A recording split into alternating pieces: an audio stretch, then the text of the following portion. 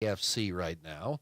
You put Miami up there as one. Obviously, you do, but this is a big game. Kansas City could be looking at 2 losses in a row. They play bright and early. It was like getting up to watch the British Open, Sunday morning.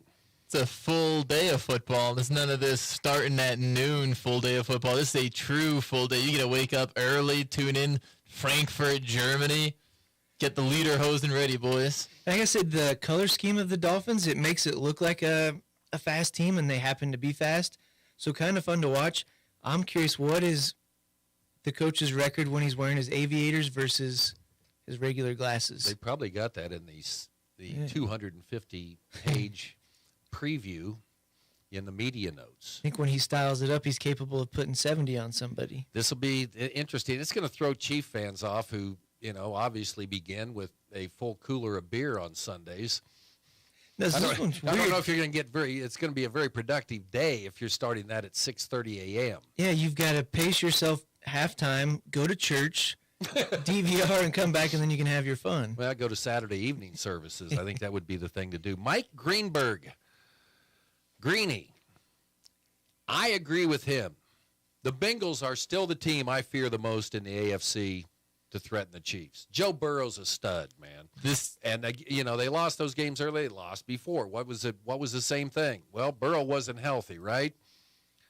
They're starting to get it going right now. The cold streak that they seem to start on every year seemed to extend a little bit this year, but like you said, they are hot right now. We saw them dismantle what has been a pretty good 49ers defense. It's definitely been struggling a little bit more this year than you might have thought going in. But when Joe Burrow is clicking and he's getting the ball out to Jamar Chase and T. Higgins, that's a tough trio to stop. And like you said, Joe Burrow, I think one of the things that sets him apart, his pocket presence. He's Iceman. He's Iceman. And he's very clutch, and he just has such an elite awareness for where defenders are coming from the pocket, where to move to avoid those, to give him every last second he has to make the throws he does. And nothing to write home about necessarily in terms of strength, but in terms of placement and accuracy, Joe Burrow's up there with the best. I'm saying don't count out Buffalo. Buffalo's sitting there 5-3. You've got Jacksonville 6-2. And they play in the South. I was going to say Jacksonville in a weak division, but they're still a talented team with Trevor Lawrence really coming into his own. And I don't buy Baltimore. Baltimore's 6-2, but you haven't heard much about them this year. Kind of a sneaky 6-2. I don't know. They were able to shut down a Detroit offense that's been pretty good this year, and someone who I think generally Ben Johnson, the Lions offensive coordinator, I generally think he does a pretty good job. He was a head coach candidate this past coaching cycle before he decided to return to Detroit. But Baltimore, they just always seem to fall apart late in the season due to injuries. Who their quarterback is. I mean, I don't think he can elevate a team to win. Maybe I'll be wrong, but Cincinnati's a team that I fear. Heather Dinich, college football reporter, what to expect when the committee comes out with their first CFP rankings tonight. Says Ohio State could have the best resume right now if they're going to look at strength of schedule. I would still think Georgia would be the top team getting that number one spot. Her point was, do you go off the eye test, strength of schedule? If they go strength of schedule, it would probably go the other way. The eye test, Georgia hasn't really been that good either. That'll be interesting. Missouri. I'm very excited to see that one. It was funny because a lot of people are hyping up. I'm thinking Missouri has a chance to go to Athens and beat Georgia. What about forgetting about Washington? Pac-10's been tough. I don't know if they're Pac-12, if there's later half of their schedule is the tough part. But if they run the gauntlet there, they surely got to get in. And we had discussions about that before. Does the committee hold it against them for their past transgressions? Well, they love the SEC. Well, of course. But some of those teams are going to have to beat each other out here. Ohio State, Michigan, that type. Steve Sarkisian it's election time, right? Let's get up there. Let's talk about our resume. Don't forget that win at Alabama. They've only lost one game there. Well, let's see if he can win Saturday. I was going to say, talking a lot about Alabama and not winning at home, and they're hosting a Kansas State Wildcats team this Saturday that's been pretty hot, really coming into their own recently, which since they've moved to that two-quarterback system, it's kind of funny. Their offense has looked better, which I think going with, generally speaking, you'd think that would hinder an offense, but what I think the past 2 games, something like 83-3 total score. Yeah, and Texas still rolling with their backup quarterback. So let's not question the head coach, Chris Kleiman, deciding to stay with Will Howard. I heard some pundits say that they just need to move him out now, bring in the youngster. He showed his worth last week. If he plays that well, keep him in. If he doesn't, you got somebody to scoot in there. Exactly. Okay, World Series. Corey Seager, a home run to right field, scored Marcus Semien in the top of the 3rd inning. Rangers beat the Diamondbacks 3-1. They lead that series 2-1. Game 4 tonight. We'll have it for you starting at 6. Seager says that's the reason we play. Yeah, that's the reason I played baseball, to hit a home run in the World Series. Just never happened for me. That's a great point. That's what every little ball player is dreaming of, and just a select few get to experience it. Seager won it with the Dodgers in 2020. Now trying to help the Rangers this year. Okay, down boy, because we need to get to our sports headlines today. The call on WXYT, Jahmyr Gibbs rushes 27 yards for a TD. The Lions are 6-2. They beat the Raiders 26-14. Second best record in the NFC. Can I go back on Michigan super quick? Game day this weekend, you had signs that said, "My other sign got stolen by Michigan." Huge developing story. They may not renew Harbaugh's contract. Everybody kind of wants Wolverines to get dumped at this point. Sign stealing. But this went more beyond seeing It's like a lot of games involved there. people in the Big Ten probably not happy about that. All right. There's your sounds the past 24 hours. Some sports headlines mentioned volleyball tomorrow. They will host Seward County, who's 13-16. They swept Seward for the first time in many, many years this year. Barton's 24-5. 6 o'clock out at the Kirkman Center. If Barton wins, they would play at 6:30 Saturday against the winner of Garden City and Butler. All right, men's soccer tomorrow. KCK in town to take on Barton. Barton is 16-1-3. KCK is 7-5-3. They've had some pretty good matches this year. In fact, you look at the results. They played on early in the season, tied 1-1, and that was at Barton. And then KCK beat the Cougars. Their only loss this year coming to KCK 2-1. So that's the matchup tomorrow. Barton Lady Cougars, they will play their first match coming up on Thursday, as they will be at home to take on Butler. So there's the matchups there. Kirk Cousins out for the rest of the season with a torn right Achilles tendon. Everybody, down on Kirk. He's been remarkably productive, remarkably consistent for the Vikings, and tough to see 34 years old, tearing an Achilles, going to be free agent after this season. Very interesting. Going to be curious to see what team Kirk Cousins lands with. And the big headline for you soccer boys on that side of the window here this morning: Saudi Arabia all but certain to host the men's 2034 World Cup after the Australian Soccer Federation declined to enter the bidding contest. Glad See to you see there in they, soccer now. Glad to see they got the corruption out of the sport. Their heads rolled after they gave it to the Middle East the last time, because it's insanity to have a soccer tournament where they play every 3 days in 120-degree heat. So they had all those stadiums they had to rebuild. People died while they were building them. Had to install air conditioners in them. It's like the most inefficient thing known to man. But FIFA, Isn't their logo with a big hand out with like a little soccer ball, and it's laid on top of a lot of $100 bills? Disgrace. I'll tell you, the world could shut that down by choosing to not partake, but it's the biggest tournament in the world. Who knows? The whole place could be on fire by 2034, That or next month, for that matter. There you go. Sounds the past 24 hours. Today's sports headlines. Cole Rife coming up. We'll talk some Hoiston football next. Barton volleyball and Barton Cougar soccer still on the way here on Sports Day. Barton Community College helped me get a jump start on college with early college opportunities. With Barton's help, I earned my degree at the same time I graduated from high school. You can take classes on campus, online, and even at your high school with teachers you already know. With tuition rates starting at $50 per credit hour for select Kansas high school audiences and scholarship opportunities, it is easier than ever. Barton Community College helped me get one step closer to my dream, and it can help you too. Learn more at highschool.bartoncccc.edu. Community bankers should actually know your community. Hi, I'm Amy Herrera, Regional Retail Manager for your local Equity Bank. As someone who lives here, I know many of you and I know what's important to you. I've been in the industry a long time and I've helped many people navigate through financial challenges and lead them to financial opportunities. I believe that people bank with people. I'd like to invite you to stop by one of our region's 5 locations and meet our friendly, helpful staff. Let us show you how we're committed to serving you in our communities. At Equity Bank, we're right here beside you. Member FDIC. Extend the life of your equipment with the best warranty program and risk management tool in the agriculture industry. The Cenex Total Protection Plan covers new and used equipment. Receive up to 10 years or 10,000 hours of engine coverage when you use Cenex Ruby Fieldmaster Premium Diesel Fuel and synthetic lubricants. With no deductible, the Cenex Total Protection Plan provides unmatched coverage to give you the power you need to keep your business running like a well-oiled machine.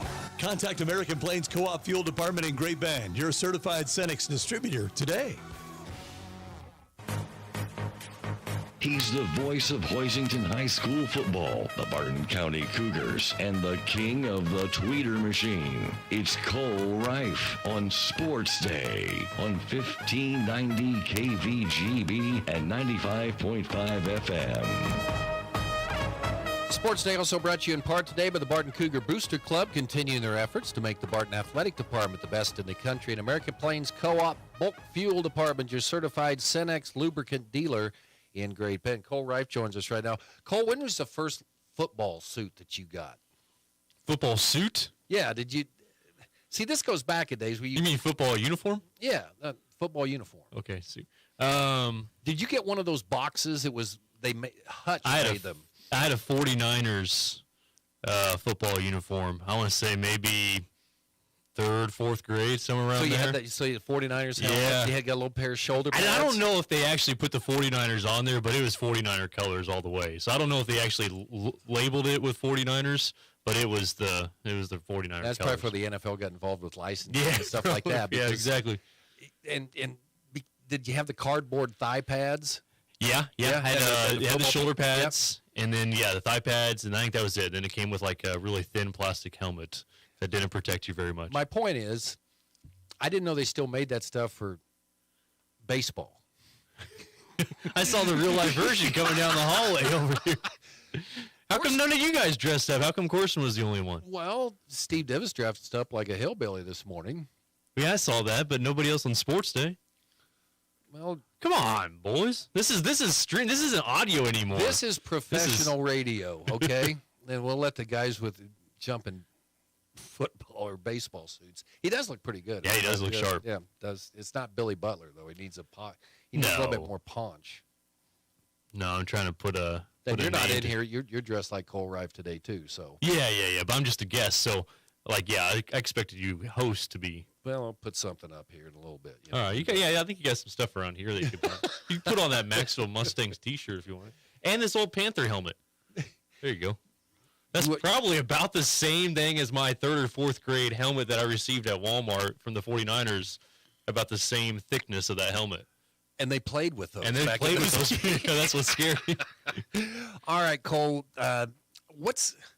When you play Beloit, do you automatically start? It's okay. What time do we need to leave? And then we'll get up there, and then you get a broadcast a Hoiston Beloit game inside this time.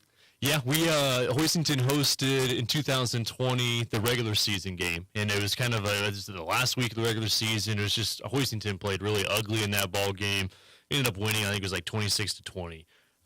He didn't feel really good about it. Not that you were worried. It was just a bad way to end the regular season because he didn't think you played very well. And then they met up later in the semifinals that year and cleaned things up in a much easier time, won 26-0 to go to the state title game. And then the following year, they had to go out there for the regular season game, and that was probably one of my favorite games to call because it ended up being a 7-6 game, and it was scoreless at halftime. But Beloit was the heavy favorite that year. Everyone penciled them into the state championship game, which they did get to. But they were the heavy favorite that year. They returned everybody. Hoisington, wasn't even going to be that close. And man, for Hoisington to go out there and win that game to get the district championship, that was a fun game. So that was really entertaining. So yeah, we've had good experiences. I think it was good weather both times we went out there that we were outside of Beloit, so I can't complain going to Beloit. But yeah, it'd be nice to get a home game against the Trojans on Friday. And I don't know, I think it's going to be a good game. I think Beloit brings that physical style that everyone's familiar with, but I think Hoisington matches up well with it too. So yeah, I expect a good game. Beloit's off to they started the season the way they usually do, slow, right? They lost to Ellsworth, and then they got smoked by Southeast of Saline, and then they started to win games again. But then, starting with the Norton game, they kind of went back a little bit. But they've come in 5-4. It's been kind of an interesting year for Beloit. Yeah, I mean, you can see, their strength of schedule is better. They look at. I'm always torn because it's okay. Hey, yeah, we played a good strength of schedule, got us better. But how'd you do in those games against the good teams? Not very well. But still, I mean, banged up too. Yeah, I mean, Ellsworth obviously was undefeated going into the last week of the regular season. They're 8-1. That's a loss. They lost to Southeast Saline. They're 9-0. They lost to Norton. They're 9-0. And then the head.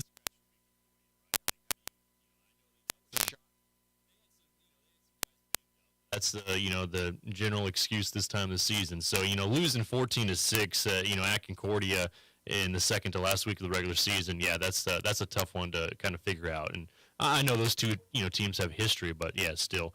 But yeah, eventually it's like, okay, what'd you do against those teams with good competition? You mentioned losing 52-6 Southeast. Ellsworth was close in week 1. He lost by 8. Norton took it to you 26-0. So.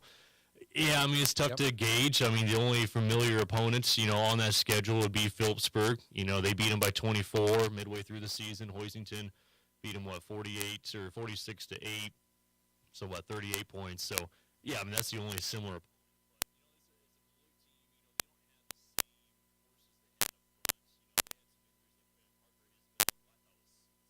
Last time we saw him 2 years ago as a sophomore. He got hurt. I think he tore his ACL early in the season. Brody Woodrick, he might be coming back this Friday night, so he's questionable, but he's missed a lot of time with an ankle injury. Quinn Eilert's missed time with an ankle injury, and I think concussion as well this season. So he's been in and out of quarterback, hasn't played a ton of quarterback, but has played linebacker for him. So they got a lot of question marks. And I think they're going to get some of those guys back, maybe Brody Woodrick, and then maybe Eilert comes back in at quarterback, but yeah, it's hard to piece together when you got guys that are returning starters that have played huge roles on the team in the past that haven't been there. So, yeah, trying to piece things together, but they still got some talent in the backfield. Brody Schroeder's had a pretty good year.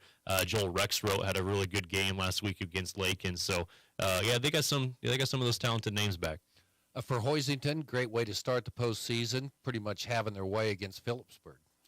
Yeah, that was probably one of the smoothest games that we've seen. I mean, even in some of the lopsided blowouts against lesser competition, this was probably one of the cleanest games, if not the cleanest game that Hoisington has played so far. And knowing that Phillipsburg, they were a 4-4 team. They weren't a bad team by any means. I mean, they had some nice wins in their 4-4 record and a 4-5, but yeah, I thought that was a really smooth. I mean, just big play after big play. I don't think that was probably the most 50-yard plus plays that Hoisington has had. Just seemed like every time they got to about that 40-yard line on the other side, they ran, Taryn Kraft had a huge game. And yeah, I thought it was a really good way to start the playoffs, which hasn't been the case in the past. A lot of times Hoisington has had a stinker in the first round of playoffs. They've been able to win, but they get off to slow starts, whether it's jitters or whatever the case may be. They get off to slow starts, and then you're kind of like, you kind of have that yuck feeling going into the rest of the playoffs. But yeah, not last week. It was smooth sailing. Okay, so this game, I think you can go to the game. It's going to be a great night, looks like, as far as weather-wise. So they'll come out. They'll have the coin flip. And if Hoiston wins, they're going to defer. If Beloit wins, they'll say, of course we want the ball. So Beloit's going to get the ball first. And they're going to come out, and they're going to run that jet offense. They're going to run the line of scrimmage, and they're going to pound it 3 times. Now, in years past, that's meant like a 7 or 8 minute drive to take the lead early in the game, or they get smacked down and they 3 and out and they punt. That'll give you an indication of how this game's going to go. Just what it's been. Norton slapped them down like that, and they never did get going. Yeah, I mean, we talked about last week, Phillipsburg was, so run heavy. They don't really want to pass the ball. I mean, Beloit's in the same category. They're second to last in Class 2A as far as passing offense. But when you have, power run offense and, multiple power, you expect those types of numbers. So it's skewed a little bit. But, Yeah, I mean, if they can't get things going, Brody Schroeder, Joel Rex Rhodes, and Christian Mears, it's tough because, Jackson Weston, I thought he's done a pretty good job, filling in. But, that whole style of offense is set up with, okay, hey, we're going to run it 9 times, and then the 10th time we're going to go over the top for a 50-yard bomb to Maddox Waters, who's received several Division II offers already at tight end. So, I mean, if that's not working, it's really, really tough. But you got to be smart, though. I mean, because the secondary in the past, we've seen, they get sucked in, and that bomb is wide open. It's not just like a, nice catch. It's wide open. So, if you're in that secondary and, Carson Mason and Jason Robinson, those types of guys, like, you got to kind of keep your eyes peeled on that defender still, but you got to be looking in, too, because they're going to want to run it. Feel good about this one? Yeah, I mean, I feel good. I mean, Hoisington's, set up in a really good situation. They're the healthiest they've been in a long time. I think it matches up well. And when you get to the playoffs, when you have a guy like, I don't want to take, fame away from any of the guys. They're all really important. But when you have a guy like Tony Moore that's, not only a senior, but has the capability that he has, when you see postseason success, a lot of times it's with teams that have quarterbacks that are just really tough to stop. And a lot of it's scheme, a lot of it's, by design from coaching, but a lot of it goes back just can that quarterback make a play? And, and having a guy like Tony is the kind of that X factor going into playoff games, even when like things get tough, teams are coming up with stops, a guy like Tony can make those plays. But, man, he hasn't had to a whole lot. I mean, when you got guys like Darren Kraft and Mason Alderdice and Jason Robinson making plays, the defense has been electric. They have 4 defensive touchdowns. It's a well-oiled machine. It's even better when you have a player that can make a great play off a broken play. Yeah. Or a bad play. Yeah. Yeah. Alderdice picked up a bad pitch and took it 40-some yards. Yeah. But, come back. Maybe they run the wrong play, and, Tony just turns around and goes the other way and scores. But so that's going to be on Friday night. The rest of that 2A West bracket is juicy. Kingman at Southeast. Kingman 7-2, Southeast 9-0. Then you've got Ellsworth at Garden Plain, rematch of a good game last year. Ellsworth won 21-7, and TMP, maybe not the juiciest there, but I don't know. I think they get a little bit closer. I'd probably still take Norton in that game, but I think TMP. I mean, I thought that was an impressive win at Larned, last Friday night to blank them 22-0. That defense keeps them in games. I mean, they were able to get a defensive score, so I think it's a little bit closer. I think that's probably the most exciting game on the West of the 4. You'll see if TMP has everybody available. Right. After some things that happened at the end of that game, so we will see. All right, have a good call. Looking forward to it. Thank you, sir. All right, Cole Reif in here with us on Sports Day. Cole will have the call on 100.7 Eagle Country coming up on Friday night as it's Hoisington and Beloit. Love that matchup. Sports Day brought to you in part by Equity Bank. We're right here beside you. Go to equitybank.com and Advanced Therapy and Sports Medicine. Get your life back with Dr. Kevin Sapezi. Sports Day, talking Barton Volleyball. Megan Bessaker's here along with Maya Thompson and Phoebe Reyes. Stay with us here on Sports Day. Venture Corporation is a homegrown company with almost 50 years of experience in asphalt, paving, and construction. And they need equipment operators, mechanics, and CDL drivers. Venture offers many benefits, including 401k and Blue Cross Blue Shield health insurance. Call Leslie for all the details. Work for a family-owned and family-oriented company that is here today and will be here in the future. Venture Corporation, South Highway 281, Great Bend, is an equal opportunity employer. When it comes to car maintenance, it's good to know a local guy that can get things done. The Eller family has been in the auto repair business in Great Bend forever. Greg Eller continues that long tradition of helping people. Eller Automotive Repair specializes in wheel alignments, oil changes, and general maintenance for all makes and models of cars and small trucks. Open 8 to 5 Monday through Thursday, 8 to 4 Fridays. Eller Automotive Repair at 915 Morton, right behind Great Bend Appliance, Furniture, and Sleep Source, 10th and Morton.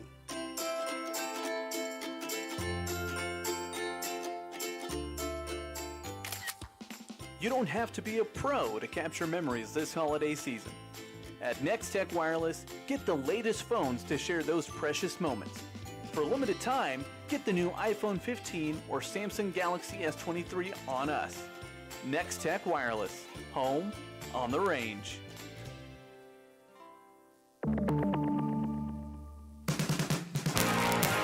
Sports Day is presented by Barton Community College and the Cougar Athletic Department. Sports Day on 1590 KVGB and 95.5 FM. Welcome back. Sports Day here on KVGB. It's brought to you in part by Venture Corporation, reminding you to help a neighbor, shop local when you can, and Eller Automotive Repair, a local mechanic that can help behind Great Bend Appliance, Furniture, and Sleep Source.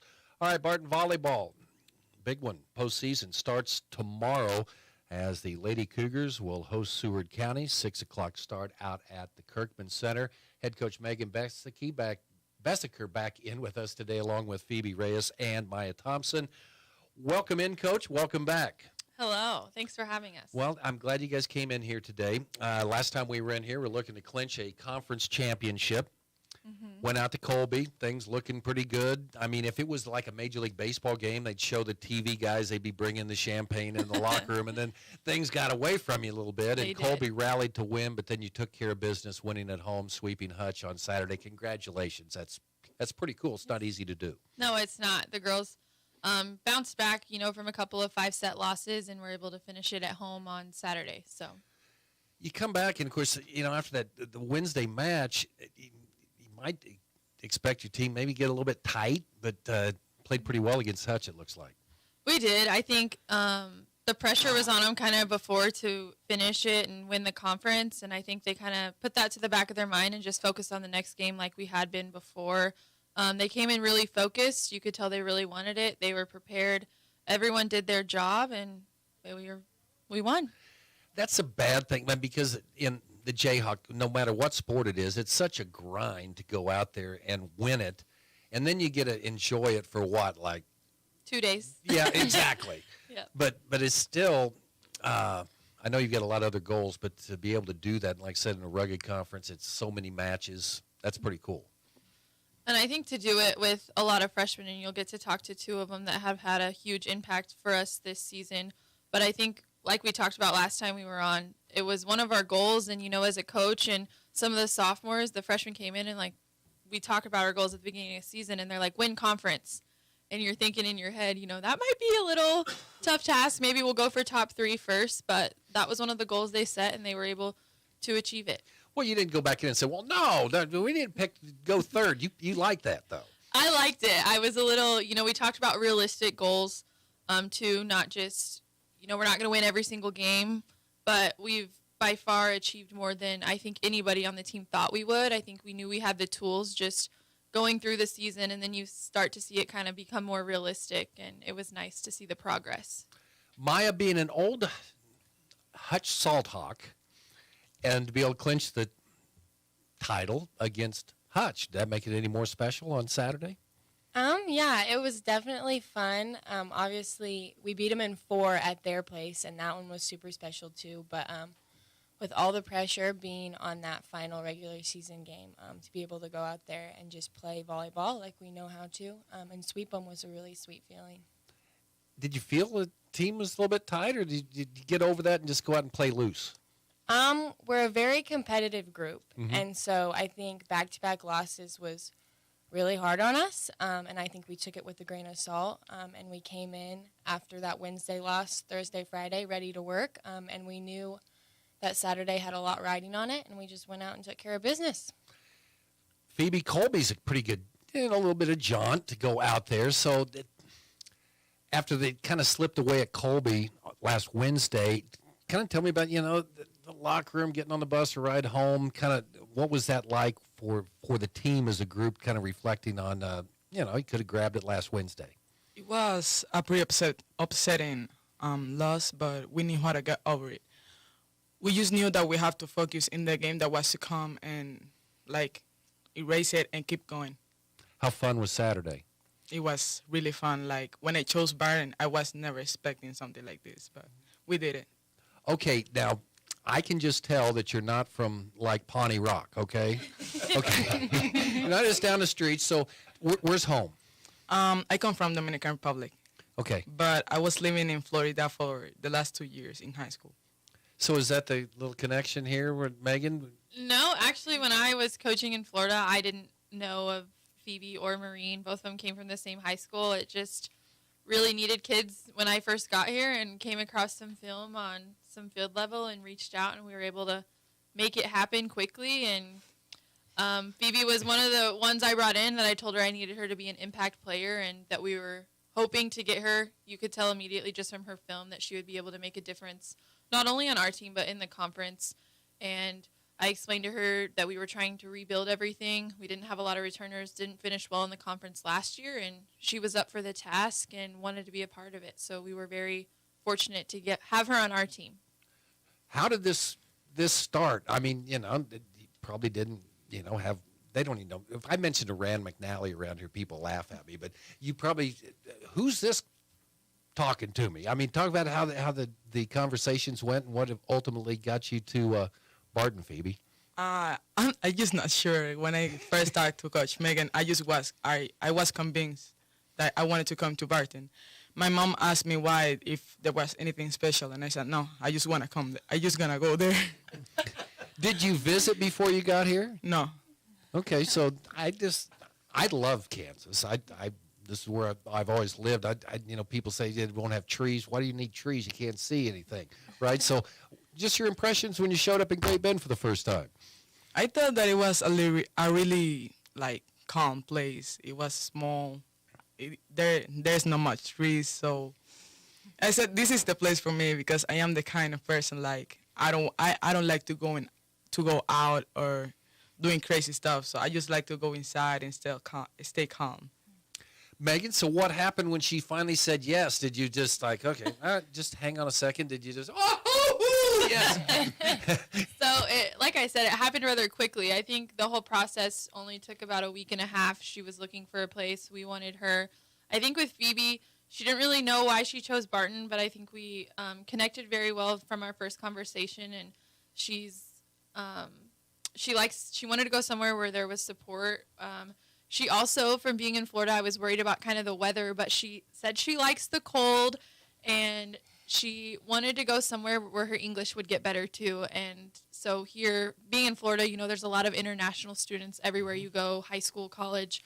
And so coming here, she knew that she wanted to get her English to where it needed to be to go on to a 4-year school. And she's thriving in every class she's in and volleyball court. So I think Barton was a great decision for her.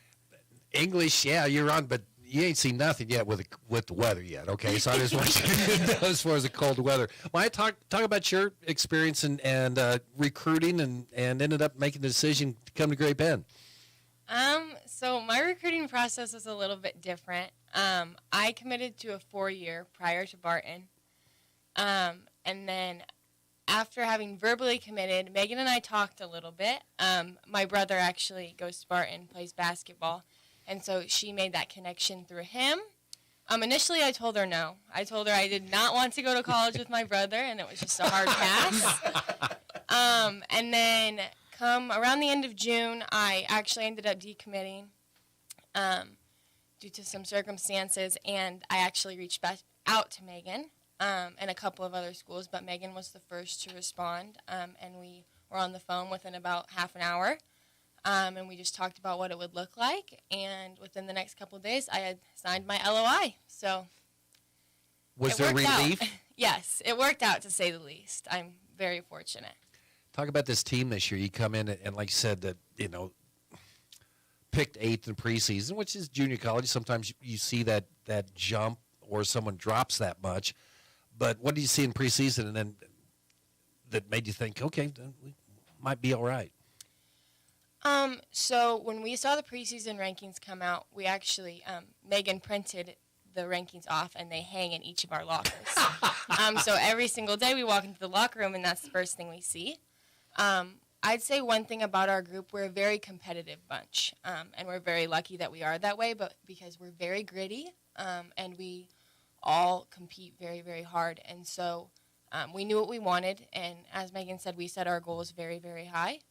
And I don't think we knew quite how successful we'd be from the get-go, but it's just worked out that way. We've worked hard, and we've fought hard, and we've had success. So, Phoebe, what do you see with this group?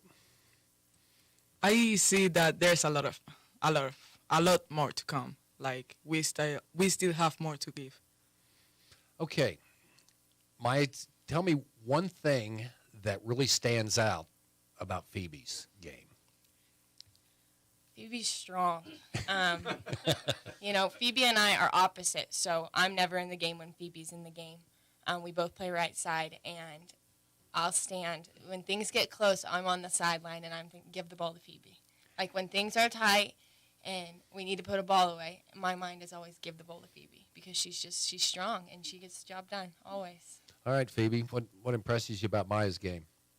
I am just impressed how she plays being a lefty. And being a lefty in the right side is pretty much that being right-handed in the outside. So she's pretty talented. I like how she plays, how she spanked the ball in the face of someone. All right, Seward, you've played him twice this year. First, Phoebe, thoughts on those first two matches? 3-2, you won at home, and then you swept them out at Liberal. What do you remember about those two matches and some things to be concerned about tomorrow? The first match, it was pretty rough. They were fighting for the ball. They were giving all they had. But in the second match, we were playing at their home. It was really hot in there. We just wanted to get out of there. So we just went like with the mindset, okay, we gotta do this, and we gotta get out of here like with the victory. So I don't feel like concerned about a team specifically, but I feel like we should focus more in our mindset. And I think that if tomorrow we go with the same mindset that we need to get this done, we will be good. They do call it the greenhouse down there, so I guess that's maybe it was. They don't have air conditioner, so really? That's why it's a little warm in there. Okay, all right, Maya. What do you remember about facing Seward? They're a talented group. I mean, like you said, the Jayhawk is a very close conference, so they're ranked 8th, I think it is. But that doesn't really matter at this point. Everybody's 0-0. So I feel like we play the best volleyball when we don't really focus on – obviously we focus on what's across the net from us, but when we focus on ourselves and just playing the game how we know how to play it best, we have a lot of success. And so. All right, Coach Besker, here we go, postseason. Hopefully, you're right back here next Tuesday. We're talking about going on to the next round. What are your feelings right now? One game at a time. Like Maya mentioned, the conference is super tough. Anybody can win at any given point. And so just that first game, we're really focusing on that before we go on to the next game. When we played Seward at home, it went to 5. We didn't necessarily play the best. We were still figuring some things out. And then when we played them at Seward, I think you could see how much progression we've had throughout the season. We've mentioned time and time again how many freshmen we have. So if you look at our team from the first month until now, I think it's a huge we've gotten a lot better. We'll just say that throughout the season. And so hopefully, we go into Seward. If we play our game, we'll be just fine.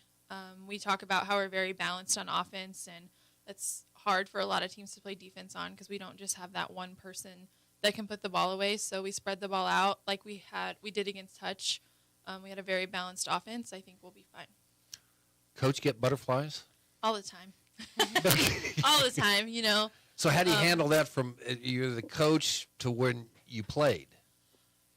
When I played, I would always get like a good nervous, but it was in my hands. So now it's a little bit different because, I have to trust these kids, that they'll get the job done. And I think that I do. I think that as season's gone on, the nerves get a little bit less, but they're still there just because I know volleyball, anything can happen any day. But I really trust them that they'll get it done. And I know that if one person's struggling, someone steps up. So definitely still get nervous, but I think they're ready, and I know that they want it just as bad as I do, and I think that's part of the thing that makes this team special is every single person wants it, and everybody has the common goal. We had sophomore night the other night, and 2 of our sophomores didn't get to see the court just because of who we were playing, and they know what's best for the team, and you wouldn't be able to tell that they didn't get the playing time. They were happy for their teammates. We talked about sophomore leadership last time I was on here, and it shows every game. It shows how well our sophomores lead. Awesome. Good luck tomorrow night. Maya, Thank you. thanks. Thank Phoebe, you. thanks for coming in. Good luck. Thank you. Okay, more Barton talk coming up. Yeah, Men's soccer, the big match tomorrow. We'll talk about it right after this. From the Mayo Money Management Studios, 1590 KVGB Great Bend and 95.5 FM K238CK Hoisington. If you need physical therapy, consider Advanced Therapy in Great Bend and Progressive Therapy in Larned and Hayes. I had a young gal come in the other day who has been having chronic back pain. Did a session just helping her to understand her pain, not understanding her back, but teaching her how her nervous system works. And just that knowledge just calmed her down so much. She came back in this morning, huge smile on her face, and she was so excited to learn more. It was a blast. Call Advanced or Progressive Therapy and Sports Medicine to explore your treatment options and get your life back. Marmy Auto Group makes it happen. Central and Western Kansas. Check out our selection of new and pre-owned inventory. Marmy's friendly staff offers top quality service that you've gotten to know over the years. When your existing vehicle needs parts or service, our experienced team will get you back in the game this season. Marmy Chevrolet, GMC, Ford and Chrysler, Dodge, Jeep Ram, parts, service, and body shop. Visit Marmy Auto Group on 10th Street or marmys.net. Marmys, make it happen. Barton Community College is excited to announce the expansion of the welding program with an Associate of Applied Science degree and a 2-semester certificate. With our expanded offerings, you'll gain knowledge in welding techniques, safety procedures, blueprint reading, and more. Get hands-on training from Barton faculty with industry experience, ensuring you develop the skills needed to excel in your career. Now enrolling. Learn more at welding.bartonccc.edu. It's Sports Day on 1590 KVGB and 95.5 FM. Presented by Barton Community College and the Cougar Athletic Department. Also like to thank Next Tech Wireless, experienced wireless built by Kansans for Kansans, and Equity Bank, more than 40 locations throughout Kansas, including Great Bend, Larned, Maxville, and St. John. EquityBank.com. Raphael Simmons in with us now, Barton men's soccer coach, assistant women's soccer coach, and then O.C. Kamara, head women's coach, and then assistant men's coach. First of all, how's O.C.? Having a little, tooth pulled, stuff like that? That can't be fun when postseason play begins. Yeah, I think he's good. He is.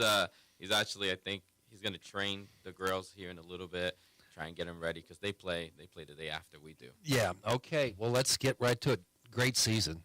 One loss all year. Yeah. Talk about the regular season, and you wrap things up pretty early as far as conference championships. I was just talking with, volleyball about a regular season champ. You don't want to diminish it because it's so cool because you got to go through everybody, right? And then you don't get to celebrate it very long. But what a regular season you guys have had. Yeah, I think our group, this is my second year with them. And so the sophomores now, they've been with me the 2 years, and they're a great group of guys, and I think is what they deserved. We scheduled a really tough regular season schedule out of conference, and in conference obviously as well as the Jayhawk is very tough. So for us to achieve what we did and get the results that we did, I think was very impressive. What's been the strength of your team, Coach? I think everywhere on the field we look, we have some good players and some. So you got some dudes then, right? Yeah, okay. I think probably the best thing about us is that we can score goals in any games. We haven't been shut out yet. So every game we played, we've been able to score. I think offensively we're very strong, but we have very good defensive players. Probably our goalkeeper is one of the best in the conference. Our 2 center backs, the 2 defensive players, probably the 2 best in the conference as well. You've been pretty consistent this year. I guess that's the key to winning a regular season championship, right? Yes. And you can score. Yeah. That's the biggest thing. So what gives you the edge over other teams? Just your ability to score goals at any time? I don't know. Like I said, I think we're talented, so that helps. I believe we have a ambitious group, too, that wants to be successful.